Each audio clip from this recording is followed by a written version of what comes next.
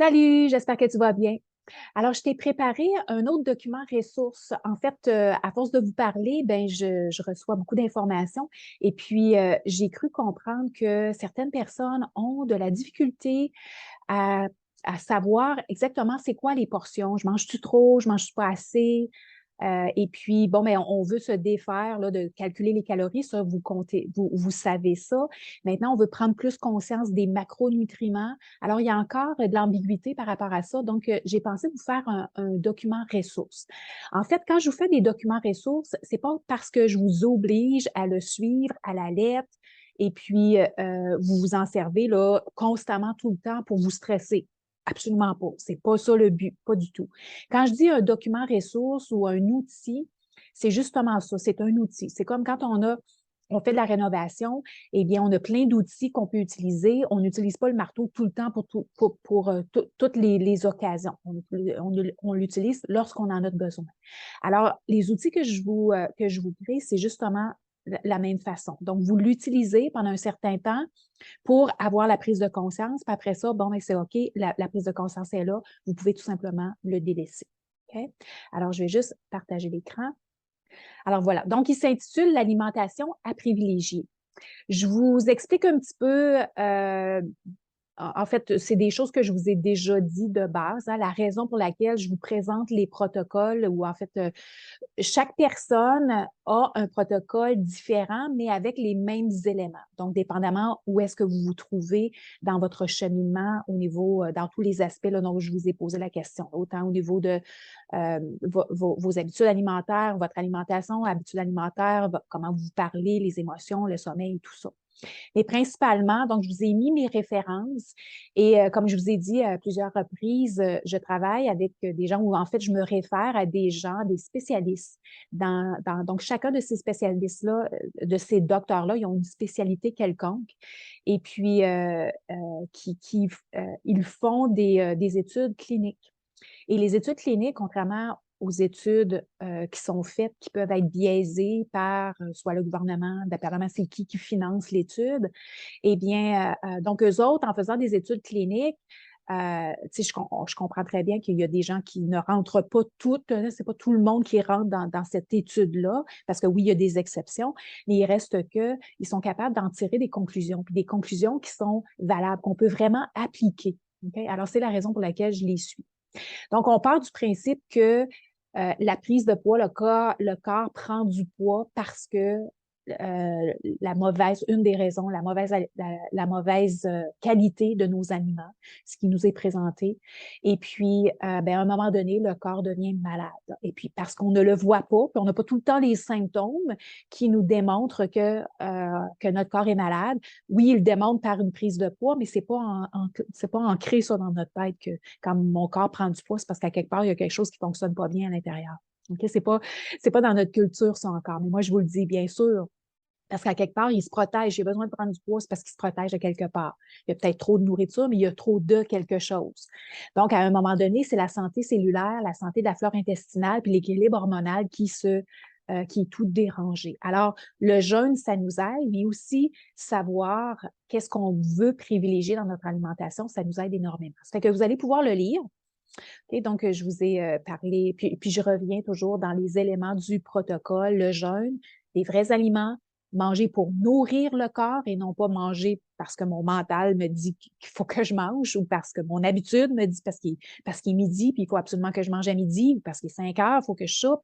Non, je mange pour nourrir mon corps, donc j'ai besoin de comprendre qu'est-ce qui nourrit mon corps et je mange en toute conscience.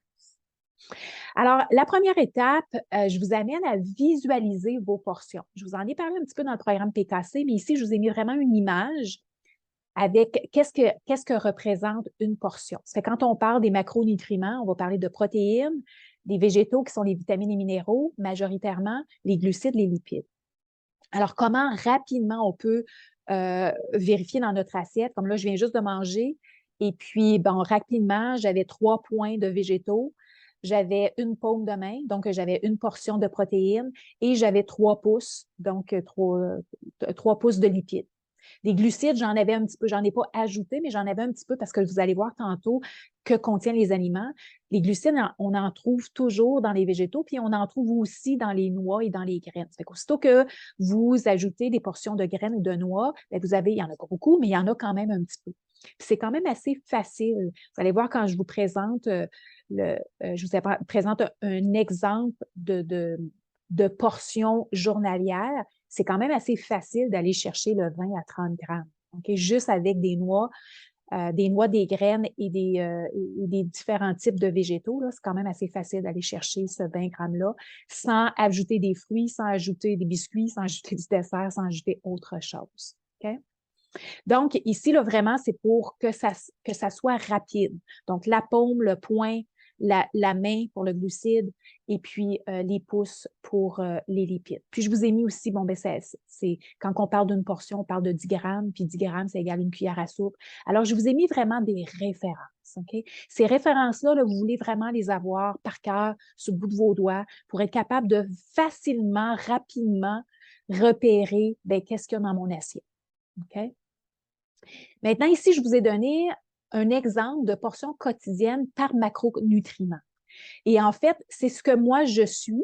Et quand je mentionne de 4 à 6 ou de 6 à 10, bien, principalement, ça dépend des activités que je vais faire. Alors, aujourd'hui, je me suis entraînée au niveau musculaire au gym avec un coach. J'ai travaillé beaucoup plus fort que lorsque je suis seule. Donc, aujourd'hui, je vais y aller, je vais manger 2 repas et je vais y aller vers le plus élevé, donc les portions les plus élevées. Je vais prendre mon 6 points de végétaux, puis je vais prendre vraiment mes 10 pouces de lipides. Je vais prendre ça. Je vais définitivement prendre peut-être un petit peu plus même que 2 pompes de protéines parce que j'ai travaillé ma musculature énormément.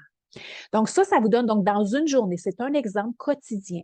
Et là, si vous allez me poser la question, il faut absolument que je suive ça, je vous dis que c'est une référence.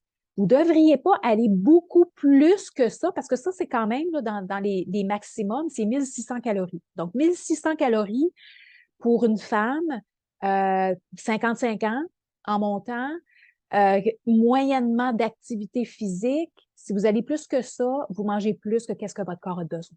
Parce qu'il faut prendre en considération que notre corps, à toutes les dizaines, OK? Donc, de 20 ans à 30 ans. Donc, à 30 ans, 40 ans, 50 ans, 60 ans et plus encore, à toutes les dizaines, notre corps a besoin de moins d'énergie. Okay? Donc, on parle d'à peu près 150 à 200 calories de moins qu'on a besoin par dizaine. Donc, on en a besoin beaucoup plus à 20 ans qu'on en a besoin à 50 ans, 60 ans. Fait que si on a dans notre idée que, ben, je comprends pas, je mange la même chose que je mangeais v'là 20 ans, puis pourtant je perds pas de poids, ou même j'en prends, ben, c'est important de le prendre en considération. Ça. OK? Alors, c'est un exemple de ce que pourrait, en fait, constituer votre journée. Et puis, je vous ai mis un petit tableau ici pour vraiment le mesurer.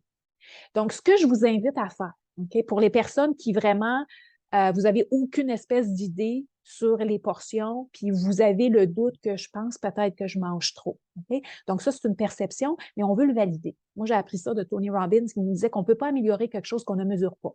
Ça ne veut pas dire qu'il faut mesurer vitam aeternam tout le temps, constamment, puis mesurer nos aliments. Absolument pas. C'est pas là que je vais vous amener. Mais si vous ne mesurez pas, au moins pendant une semaine, qu'est-ce que vous avez tendance à manger, les portions que vous avez tendance à manger, bien, vous n'aurez aucune idée. Vous allez continuer avec la perception que je mange trop ou je mange pas assez ou bien je suis correct. Et puis ça, c'est prouvé. Je vous ai déjà mis cette statistique-là. On a tendance à croire qu'on mange moins que ce qu'on mange normalement, puis on parle de 20 à 30 de plus. C'est-à-dire qu'on mange de 20 à 30 de plus que qu'est-ce qu'on mange réellement. Non, non, non. C'est-à-dire qu'on mange de 20 à 30 de plus que qu'est-ce qu'on pense qu'on a mangé réellement. Okay? Alors, c'est pour ça que le cerveau, il nous joue des tours à l'occasion. Donc, ce que je vous invite à faire, c'est des petits crochets ou des petits X. Donc, au moment, comme aujourd'hui, par exemple, on est mercredi, donc j'indiquerai, là, j'ai juste de manger, donc j'indiquerai donc un X pour une paume, donc une portion de protéines présentement. J'ai pris 3 portions de végétaux et j'ai pris 3 portions de lipides. Dans mes glucides, ici, je vous invite seulement à marquer ce qui est au-delà de ce qui est déjà dans vos lipides végétaux, sinon ça va commencer à être un petit peu compliqué. Ça serait au moment où est-ce que vous prenez des féculents, par exemple. Donc, vous prenez du riz, vous prenez des pâtes, que vous prenez des fruits, que vous prenez. Donc, vraiment là, des aliments, parce que je vous ai donné une liste des aliments catégorisés par majoritairement le macronutriment qui est le plus, qui est le plus élevé, en fait, okay, dans l'aliment. Alors, c'est ce que je vous propose de le faire au moins pendant une semaine. Vous pouvez le faire plus longtemps si vous voulez, mais juste pour voir, peut-être que vous allez prendre conscience que, oh mon Dieu Seigneur, je mange vraiment pas beaucoup de végétaux, de vitamines et minéraux, mais je mange pas mal plus de glucides. Vous savez que c'est les glucides qui se transforment en graisse, n'est-ce pas? Tandis que les végétaux, vous allez voir comment il n'y a pas beaucoup de glucides, et puis ça, des vitamines et des minéraux, notre corps en a besoin absolument. Ce qui est important de prendre en considération, c'est que des protéines, dans les protéines, il y a des acides aminés que notre corps a absolument besoin d'avoir. Donc, il ne peut pas fabriquer les acides aminés qui viennent des protéines. C'est la même chose pour les lipides. Les lipides contiennent des acides gras que le corps ne peut pas concevoir par lui-même. On a besoin absolument de consommer des lipides, des bons acides gras. Au niveau des vitamines et minéraux, c'est la même chose. Notre corps ne peut pas construire, ne peut pas produire des vitamines et minéraux. Donc, il a besoin d'en absorber. On a besoin d'en avoir dans notre alimentation. Au niveau des glucides, il est capable.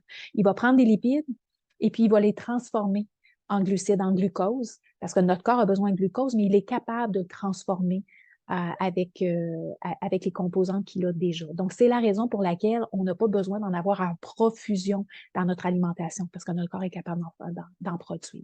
Okay? Ici, je vous ai mis une liste, elle n'est pas exhaustive, bien sûr, mais je vous ai mis une liste d'aliments à privilégier versus des aliments soit à éviter ou du moins, ça fait partie de votre 20 Okay? Je vous ai dit 80-20, donc vous allez voir qu'ici, c'est majoritairement des aliments qui sont vrais, sauf les produits laitiers qui sont un peu transformés, mais vous voulez toujours, donc encore une fois, en résumé, regarder les ingrédients. Oui, vous allez regarder les lipides, les protéines, mon produit, y a-t-il des protéines, y a-t-il des glucides, et puis, mais surtout la liste d'ingrédients, parce que les compagnies agroalimentaires, ils veulent nous faire consommer.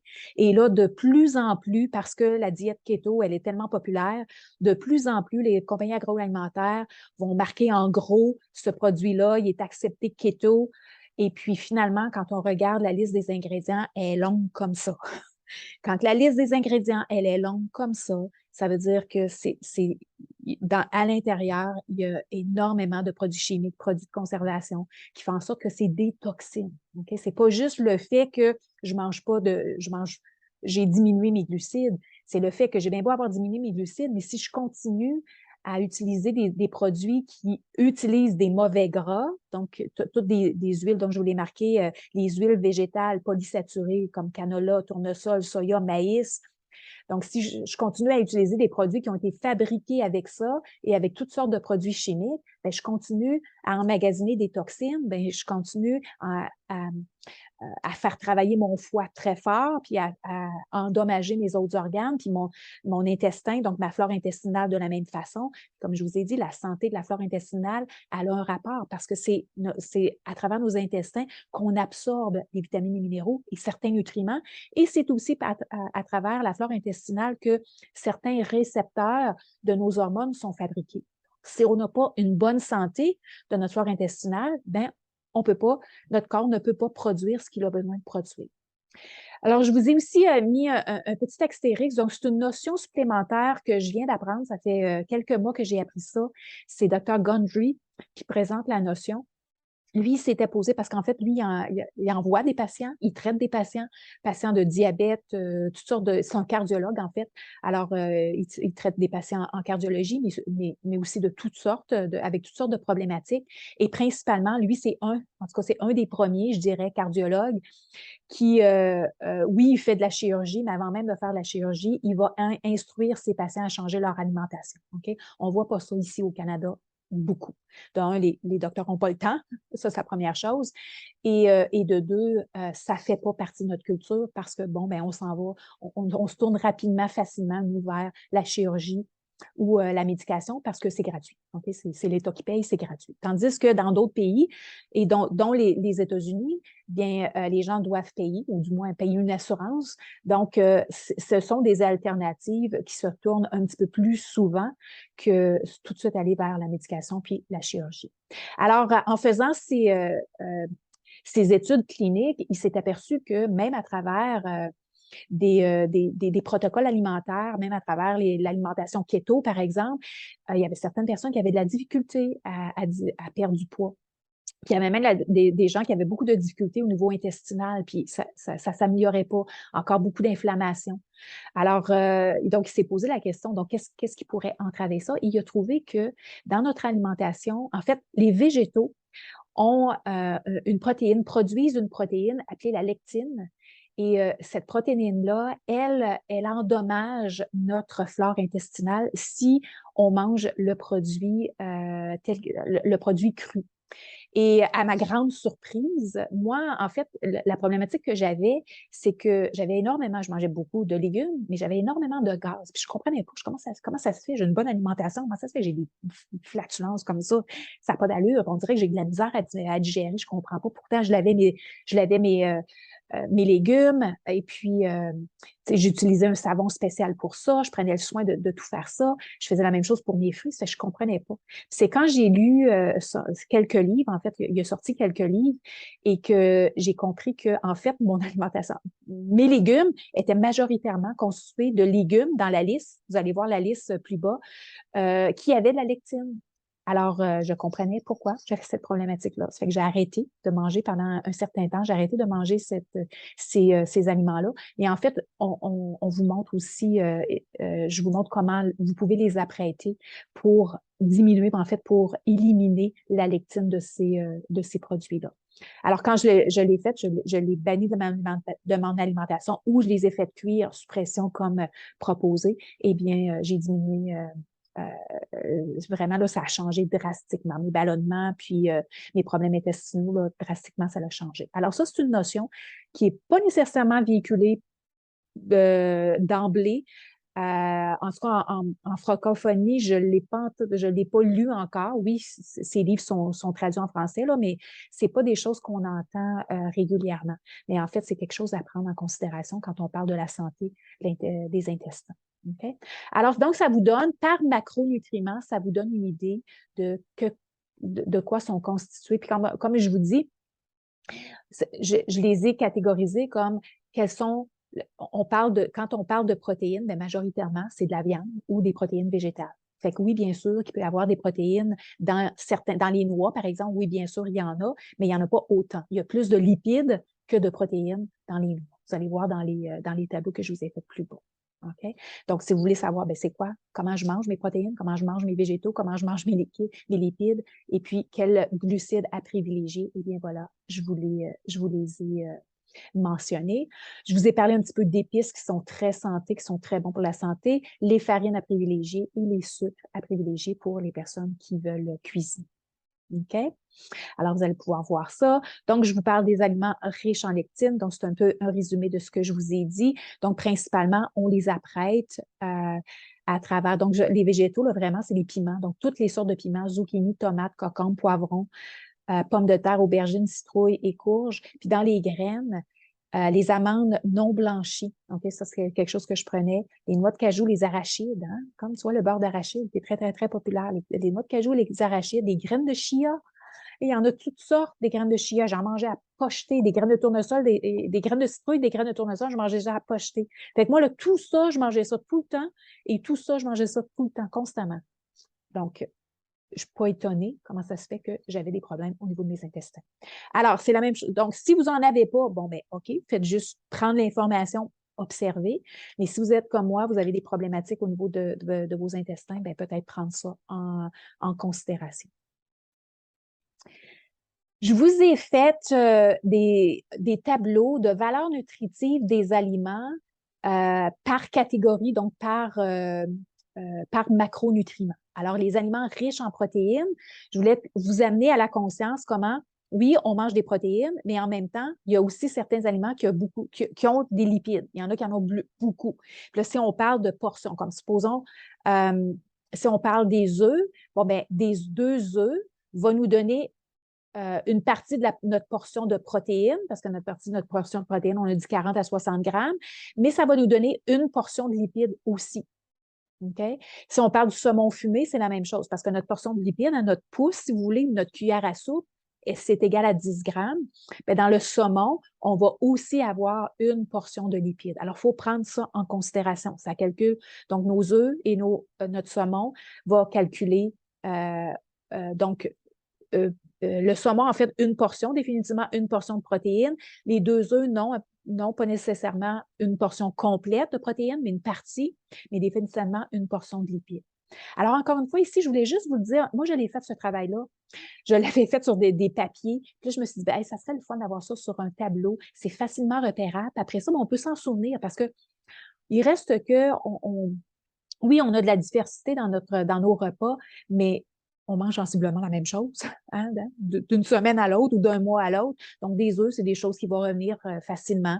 Je ne sais pas si vous mangez du canard régulièrement, mais en tout cas, si vous en mangez, bien, voici l'information. Moi, du saumon fumé, j'en mange, du poisson, j'en mange, des crevettes un petit peu moins, mais du poisson blanc, j'en mange, du bœuf, j'en mange.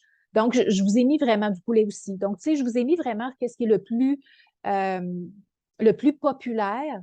Et puis, donc, vous pouvez définitivement ajouter des choses, mais je vous ai donné une référence par rapport à ça. Au niveau des lipides, donc les aliments qui sont riches en lipides, majoritairement, c'est les graines et les noix. Alors, donc, je vous ai mis les différentes graines et noix. Donc, je n'ai pas mis tournesol et citrouille parce qu'ils ont de la lectine, mais je vous ai mis celles qui sont bonnes à manger. Et puis, vous allez pouvoir voir que c'est à peu près, hein.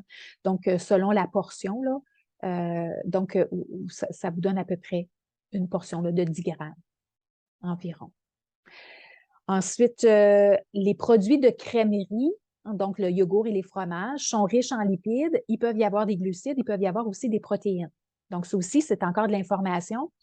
La plupart d'entre vous, je vous ai déjà mentionné, ça vient du Dr. Gundry, de favoriser les yogourts de chèvre et les fromages de chèvre, ainsi que le lait de noix de coco et le lait d'amande. Donc, il y a beaucoup moins de glucides. Dans le yogourt de chèvre, celui que j'ai trouvé, il y en avait quand même pas mal, pour 3/4 de tasse. Mais encore une fois, donc, je fais bien confiance au dire de Dr. Gundry. Puis pourquoi, en fait, pourquoi le yogourt de chèvre, le fromage de chèvre, il explique dans son livre qu'ils ont fait des études sur des gens qui avaient moins de problèmes de poids malgré leur alimentation. Qui pouvaient être riches en glucides, mais il y avait moins de problèmes de poids. Alors, ils se sont posé la question, bon, on va aller voir vraiment qu'est-ce qu'ils mangent, entre autres, de manger des glucides ou du pain, par exemple, et tout ça. Qu'est-ce qu'ils mangent? Qu'est-ce qu'il y a de différent comparativement à l'alimentation nord-américaine? Et ils ont trouvé qu'ils consommaient beaucoup de produits de chèvre. Donc, du lait de chèvre, du yogourt de chèvre et du fromage de chèvre. Alors, ils sont allés encore un peu plus en profondeur pour aller voir qu'est-ce que ça faisait. Et puis, en fait, il y a comme un composant, je vais dire ça comme ça, pour vraiment vous simplifier. Si vous voulez vraiment avoir les notions scientifiques, vous pouvez aller lire le livre du Dr. Gundry, mais vraiment de simplifier, c'est qu'il y a une composante dans le lait de chèvre qui va travailler au niveau des mitochondries. Les mitochondries, c'est une partie de notre cellule, c'est la partie de la cellule qui fabrique de l'énergie. Et puis, nos cellules, ben, sont malades quand on ne mange pas bien. Okay? Ils ne fonctionnent pas bien. Alors, Dr. Gundry appelle ça le découplage des mitochondries. Et la bonne santé des mitochondries, elle est favorisée, entre autres, par l'huile TCM et les produits à base de chèvre, ainsi que des polyphénols qu'on retrouve dans les végétaux, donc, et tout ça. Donc, tous les aliments, les vrais aliments. Donc, principalement les vrais aliments, mais dans les aliments peu transformés, privilégier les produits de chèvre va aider à la santé des mitochondries. Alors ça aussi, c'est une information que vous ne trouverez pas dans les magazines ou dans les blogs sur Internet. Vous ne trouverez pas ça là. Ensuite de ça, au niveau des végétaux, ben, c'est des aliments qui sont riches en fibres et en vitamines et minéraux. Maintenant, vous allez voir que certains végétaux peuvent avoir des glucides, encore une fois, dépendamment des portions. Peut-être que vous ne mangez pas une portion peut-être que vous ne mangez pas une portion de 100 grammes, là, mais vous allez pouvoir voir les végétaux qui ont plus de glucides versus ceux qui en ont le moins. OK? Alors, principalement, on se casse pas la tête sur les calories. OK, je vous l'ai mis là quand même, juste pour que vous ayez une idée. Moi, c'est important aussi de savoir. Moi, qui ai toujours calculé mes calories dans le passé. Mais maintenant, ce que je comprends, ce que je prône, c'est pas le nombre de calories qu'on veut compter, mais plutôt savoir nos portions et s'assurer qu'on a des nutriments, qu'on donne des nutriments à notre corps. C'est de cette façon-là que notre corps ne nous envoie pas des messages de famine parce qu'il est nourri. Alors, au moment où est-ce que notre corps est nourri de nutriments, ben, il ne nous envoie pas des messages de manger toutes sortes de nutriments, ben, en fait, toutes sortes d'aliments que j'appelle ça des calories vides. Je vous ai mis aussi parce que j'ai eu beaucoup de questions par rapport à qu'est-ce que tu manges pour déjeuner. Alors, comme vous savez maintenant, je mange non, je mange de 1 à 2 repas par jour. Donc, ça n'arrive jamais que je mange 3 repas. Je mange plus de collation non plus. Donc, depuis que j'ai augmenté, je suis vraiment le protocole que je vous ai présenté plus haut, là, où est-ce que j'ai augmenté ma portion de protéines et ma portion de lipides. J'ai vraiment pas faim entre les repas. Alors, donc, vraiment pour défaire mon jeûne, pour interrompre le jeûne, je vais me faire soit, quand je choisis de manger 2 repas, je vais soit l'interrompre à travers un smoothie. Donc, je vous ai donné différentes composantes. Puis là, encore là, c'est vraiment des exemples, mais soyez créatifs. Hein. Vraiment, là, soyez créatifs, essayez des choses. Il y a peut-être des choses que vous allez aimer mieux que d'autres. Ben, c'est correct. Assaisonner, vous pouvez l'assaisonner comme vous voulez. Vous pouvez prendre le sucre qui est permis, donc le sucre qui n'augmente pas votre glycémie, comme vous pouvez transférer, plutôt que de manger sucré comme premier repas, transférer ça à manger un petit peu plus salé et l'assaisonner avec des bonnes épices qui font, surtout quand on mange vers midi, hein, 11h30, midi, ben, on dirait que le sucré, il est comme passé. Là. On a comme passé cette habitude-là. Alors, moi, ça va être mes styles de premier repas que je vais prendre, soit des omelettes ou toutes sortes des œufs, une apprêtation d'œufs quelconque. Saumon fumé, j'adore. Les smoothies, des fois avec du lait d'amande ou des fois tout simplement avec de l'eau. Je vais ajouter de l'huile TCM majoritairement. Si je fais mon jeûne, ben j'ajoute mon huile TCM dans mon café. Si vous aimez le mot gruyot, hein, il y a plusieurs personnes qui me disent, moi, mon gruyot, c'est comme ça me remplit le matin. Ben, moi, je fais du gruyot avec des graines. Donc, j'utilise le mot gruyot, mais c'est pas de l'avoine, c'est pas des grains, parce que les grains, principalement, pourquoi sont à proscrire? C'est parce qu'aujourd'hui, la façon dont ils cultivent les grains, ils ont tellement été transformés plusieurs fois. On parle surtout le grain de blé a été transformé 200 fois. C'est-à-dire que le chromosome a eu des 200 transformations. Ça fait qu'on ne peut même plus appeler ça du blé, le blé qu'on avait là 50 ans. Okay? Donc, c'est la raison pour laquelle. Donc, il y a tellement de transformations que les nutriments sont même plus là. Fait que finalement, c'est des calories vides. C'est la raison pour laquelle, même après un gruyot, ben moi, j'avais encore faim. Fait que je mangeais un gruyot, puis à 10 heures, j'avais faim. Ben pourquoi? Ben parce que justement, ça nourrit pas les cellules.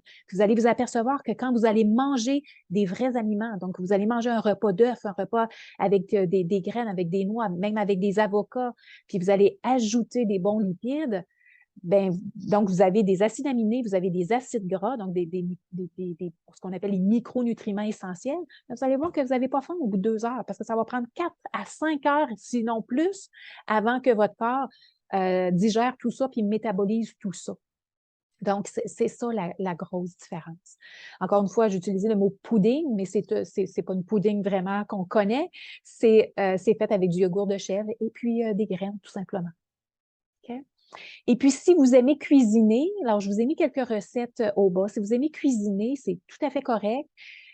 Ou vous voulez utiliser des aliments transformés, il y a toutes sortes de nouilles maintenant, du riz. J'ai utilisé hier le riz basmati, c'est celui qui est proposé, malgré qu'il y a beaucoup de glucides. Et il y en a un autre qui est fait avec des cœurs de palme. Et puis, il était très bon, vraiment. Puis, il y avait juste par portion 4 grammes de glucides. Alors, c'est vraiment, j'ai trouvé ça sur Amazon. Savez-vous que vous pouvez commander des choses sur Amazon que vous ne trouvez pas dans les épiceries? Je ne sais pas si c'est plus dispendieux, vraiment, parce que je n'ai pas comparé, parce que je ne l'ai pas trouvé en épicerie, mais j'ai trouvé plein de choses, plein de types de nouilles qui sont faites à base de différents aliments qui sont bas en glucides, alors qu'une fois de temps en temps, donc ça fait partie de mon 20%. Donc, mon 20% à l'occasion que je vais prendre ce style de riz ou ce style de nouilles-là, contrairement à ce qui est présenté dans les épiceries. Mais en fait, qu'est-ce qui est important, c'est regarder les étiquettes, donc lire les étiquettes. Et puis, donc, prenez note de la portion indiquée, regardez le nombre de grammes de protéines, le nombre de grammes de lipides pour savoir dans quelle catégorie ça va, le nombre de grammes de grammes de glucides également. Maintenant, vous avez besoin de soustraire le nombre de fibres. Alors, si vous regardez les glucides, alors c'est marqué 20 grammes, mais qu'il y a 10 grammes de fibres, par exemple, ben, ça fait 20 moins 10. Donc, vous allez rentrer ces 10 grammes de glucides. Okay? Donc, ça compte pour 10 grammes et non pas 20 grammes. Et puis, regardez aussi la liste des ingrédients. Okay? Plus que la liste des ingrédients est grande, plus que le produit est transformé, plus que vous voulez laisser ces tablettes. Plus que la liste des ingrédients est petite, donc 3, 4, 5 ingrédients maximum, moins que le produit est transformé, alors meilleur il est pour la santé, pour vos cellules, pour votre santé cellulaire. Je vous ai mis quelques recettes maison pour les personnes qui aiment continuer à manger de la pizza ou un style de patate ou du pain maison, par exemple. Alors, j'en ai pas mis beaucoup. Je ne suis pas une grande cuisinière. Je commence à le faire. Alors, peut-être que ça serait quelque chose que certaines personnes voudraient partager, leurs recettes. Alors, j'ai acheté moi-même des e-books, mais ils sont tous en anglais. Alors, c'est très, très long de traduire ça. Donc, je vous ai mis principalement de la pizza. Parce qu'en fait, ça c'est des choses que je vais faire avec mes petits-enfants, par exemple. Mais puis que je leur dirais pas que c'est pas que c'est pas exactement la même pizza qu'on achète chez la pizzeria. Mais en fait, la pizza à pâte de chou-fleur, qui est très, très bon. Je pense que je vous en ai. J'ai mis la photo là, quand moi et mon ami, on a fait ça. Elle m'a offert ça pour mon anniversaire, alors c'est vraiment délicieux. Donc, je vais en faire encore, puis je vais congeler les pâtes. Alors, je vous ai mis, c'est très, très, très facile à faire. Purée de chou-fleur, en tout cas, je l'ai passé. Personne s'en est souvenu, en tout cas, ils me l'ont pas dit. Personne s'en est aperçu. Ils me l'ont pas dit, du moins. Il s'agit de l'apprêter, parce que oui, on peut mettre du beurre. Au moment où on met du beurre puis qu'on assaisonne, la texture, vraiment, elle ressemble une fois qu'on l'a fait, elle ressemble à des patates pilées. Mais c'est pas des patates pilées, c'est une purée de chou-fleur. Et puis le pain maison, je ne l'ai pas encore essayé, mais je vais définitivement l'essayer parce que je le trouve très, très simple. Moi, j'aime ça quand c'est simple. Et puis, c'est tout simplement cuit au four. Alors, donc, je vous l'ai mis, peut-être que vous en avez d'autres recettes maison là, de pain. Alors, moi, le pain, c'est pas quelque chose que je mange énormément, mais encore une fois, pour mes petits-enfants ou pour les gens qui viennent à la maison, ou qu'est-ce que je fais? Ben, j'en fais. L'intention que j'ai, c'est d'en faire, de le mettre en tranches, puis de le mettre au congélateur. Ça fait comme ça, je ne le perds pas, puis je ne me sens pas obligée de le finir parce que sinon, je vais le perdre. Donc, ça, c'est vraiment une belle astuce, hein, de faire des choses en grande quantité, puis vous congeler. Comme ça, quand vous avez le goût de manger une tranche ou le goût de faire une pizza, bien, vous avez votre petite pizza, la pâte, elle est déjà faite. Donc, c'est le document ressources que vous avez, donc, que je vous propose. Et encore une fois, OK, c'est vraiment un document ressources. Il n'y a pas d'obligation. Je veux pas je veux pas que vous mettiez de la pression puis du stress. C'est vraiment pour avoir une idée de la qualité. Donc, vraiment évaluer. Parce que je vous ai dit comment c'est important. C'est important d'évaluer où est-ce qu'on en est. Parce que si on se compte des menteries, on ne s'aide pas trop, trop. Alors, évaluer la qualité de vos aliments, et puis évaluer la quantité de vos aliments, où est-ce que vous vous trouvez. Puis après ça, si vous êtes correct, vous êtes sur la bonne voie, bien bravo. Vous pouvez faire des changements. Hein. Si une journée, vous mangez un petit peu plus de glucides, bien, vous allez diminuer les lipides, parce que les lipides, il y a quand même beaucoup de calories. Il faut penser que... C'est pour ça que je vous l'ai mis quand même, les calories, pour que vous ayez une idée qu'au niveau énergétique, on reçoit de l'énergie avec des glucides beaucoup, puis aussi avec des lipides. Okay?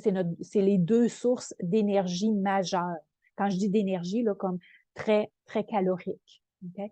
Donc, si vous mangez plus de glucides, vous allez diminuer vos lipides, mais qu'est-ce qui est à privilégier? C'est augmenter les bons lipides, diminuer les glucides, surtout les glucides à base de fructose, puis tous les mots qui finissent en ose, et surtout les produits qui sont transformés.